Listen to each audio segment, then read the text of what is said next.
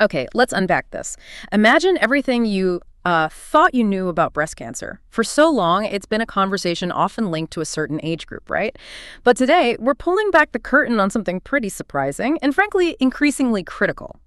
Breast cancer in younger women. We're talking 20s and 30s. Our mission in this deep dive to really pull out the most important insights from our source. Healthline's breast cancer age. In your 20s, 30s, statistics, and more. We want to help you quickly grasp what's truly vital here. And, well, what we found really challenges some deeply held assumptions. What truly stands out here isn't just, a statistical blip. It Yeah. feels more like a silent revolution in how we must perceive breast cancer now. This data, it really demands a complete recalibration of awareness, not just for individuals, but for the whole healthcare system, which, traditionally focuses screenings on older demographics. Right. And here's where it gets really interesting and, yeah, a bit jarring. I was actually surprised to learn from our source that, yeah, for a long time, breast cancer was considered rare for people in their 20s or 30s.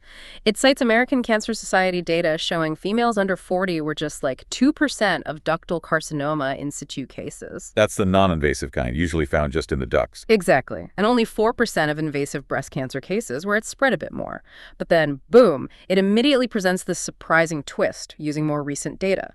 Breast cancer is now the most common type of cancer among young adults, ages 15 to 39. 15 to 39, that's a huge age bracket. It is, and the CDC says a full 10% of breast cancer cases in the U.S. are in women under 45. And to put some concrete numbers on this, 1 in 196 women under age 40 get a diagnosis. And get this, more than 12,000 women younger than 40 were estimated to get diagnosed in 2020 alone. So, okay, when we look at that number 1 in 96 under 40, it still sounds, well, relatively low compared to the average lifetime risk. Is there a danger we're maybe overemphasizing this, or is there real significance in the trend and what it means for this specific group? That's a really good point. And the distinction is crucial, actually.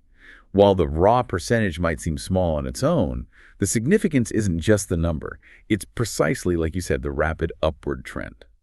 And importantly, the unique challenges it presents for these younger patients. If we kind of zoom out, the bigger picture implication here is that breast cancer just isn't a conversation only for older people anymore. It's become a vital topic for younger individuals, too. It demands a totally different level of awareness. I mean, sure, the median age at diagnosis is 63, and it's most common between 65 and 74.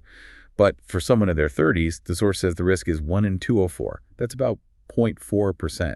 Still lower than the, average lifetime risk of around 12%, yes. But the trend is undeniable. It really merits attention, especially for early detection.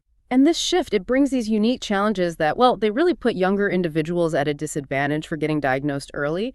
Our source points out that routine screening, like mammograms, isn't typically recommended for this younger age range. Right, which is a major hurdle straight away. Exactly. And then there's a biological factor compounding that. Yeah. The younger you are, generally, the denser your breast tissue is. It's almost like trying to find a small pebble in a dense forest versus on a clear path, That's right? a good analogy. It can make a tumor just much less visible on standard mammograms. It really makes you pause and think about how our bodies change, especially for women, and how healthcare maybe needs to adapt more quickly. And given those diagnostic hurdles, the really critical follow-up question becomes, okay, what happens when breast cancer is diagnosed later in younger people? The reality, unfortunately, is that when it's diagnosed later, the cancer tends to be, well, more aggressive. More aggressive. Yeah, which often leads to a lower survival rate and a higher chance of it coming back, recurrence. Plus, there are actual biological differences in the types of cancer they tend to get. Younger women are more likely to be diagnosed with triple-negative breast cancer, TNBC, and HER2-positive breast cancers compared to older women. Okay, can you quickly break down TNBC? Sure. So TNBC means the cancer cells test negative for estrogen receptors, progesterone receptors, and also negative for too much of the HER2 protein. This makes it particularly tricky to treat with some of the more common targeted hormone therapies. Right, okay. So with this rising prevalence and these specific challenges, the natural next question is why? Why is this happening and who's most at risk? Our source explains the basic cause. Breast cancer happens when cells in the breast grow abnormally, multiply uncontrollably, usually due to DNA changes. We know hormones, environment, genetics, they all play a part. But looking specifically at risk factors for younger ages, the source highlights a few key things. Having a close family member, mother, sister, or aunt diagnosed before age 50. That's a big one. Or even a close male relative that's sometimes overlooked. Good point, yes. A close male blood relative with breast cancer. Also, having a BRCA1 or BRCA2 gene mutation.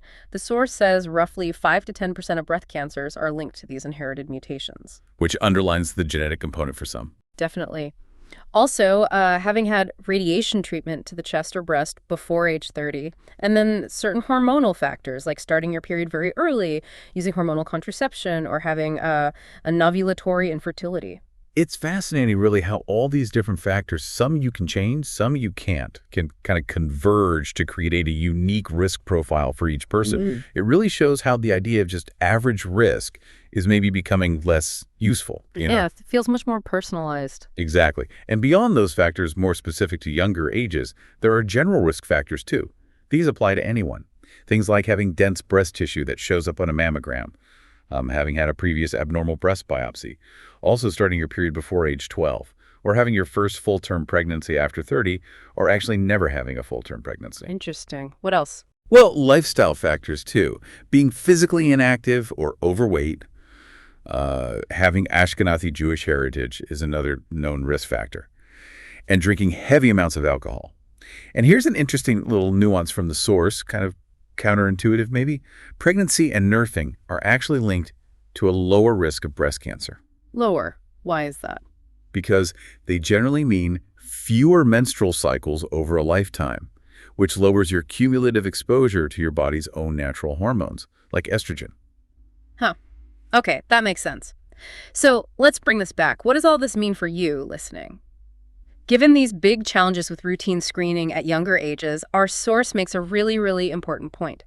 The majority of young people who do get diagnosed with breast cancer, they actually discover an abnormality themselves. Yeah, that's a powerful statistic. It really is. It just highlights the profound importance of regularly doing self-exams, of becoming incredibly familiar with the normal look and feel of your own breasts. It's almost like becoming a detective for your own body, isn't it? That's a great way to put it. Learning its unique landscape so you can spot anything new, even if it feels like just a tiny change. The source lists specific signs and symptoms that definitely warrant a doctor's visit. Things like a change or a lump in the breast area or underarm, swelling in your underarm lymph node area, changes to your nipples, maybe redness, scaliness, or any discharge that isn't breast milk.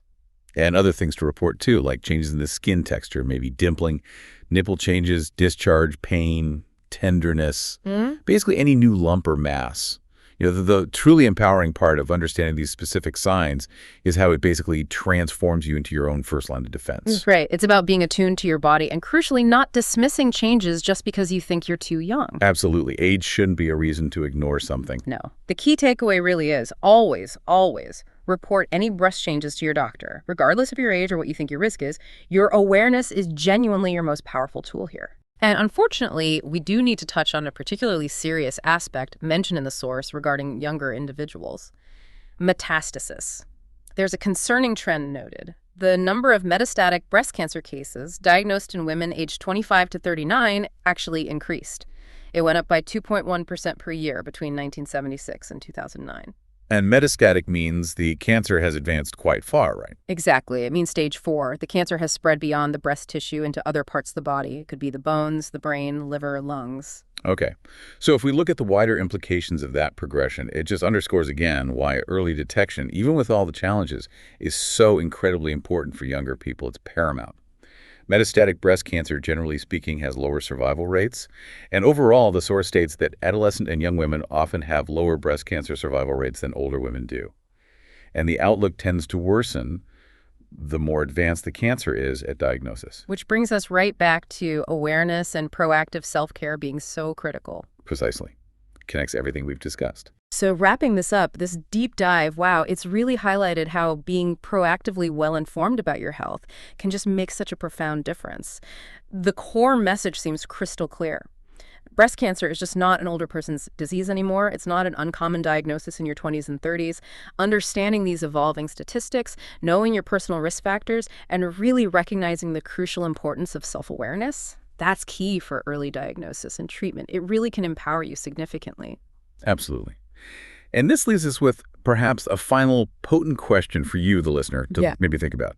Beyond just breast cancer, what other health assumptions might you be holding on to? Assumptions that perhaps new data or just a deeper investigation like this could challenge. And maybe how might being more proactively informed shifts your whole approach to your own overall well-being and, importantly, your health advocacy. Something to mull over.